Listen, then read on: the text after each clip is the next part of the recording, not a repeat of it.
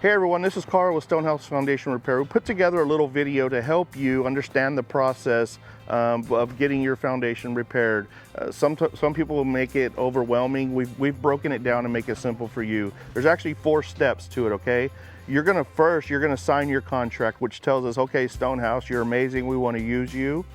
What we're gonna do as soon as that gets pulled is we're gonna pick up a deposit or take a deposit from financing, and then we're gonna pull your permits. We're gonna email the engineer, get the engineer's paperwork that we have to get in order to pull a permit, and we're gonna pull the permit, okay?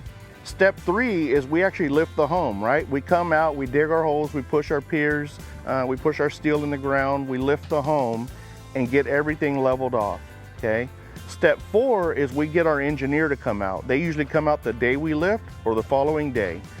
We always want them to do a site visit. They'll come out, sometimes they'll shoot elevations. Typically they'll take our elevations, but they're also gonna wanna take photos. They take photos of the holes, photos of the piers, make sure all the piers are in place, they're where they're supposed to be, and they're pushed correctly.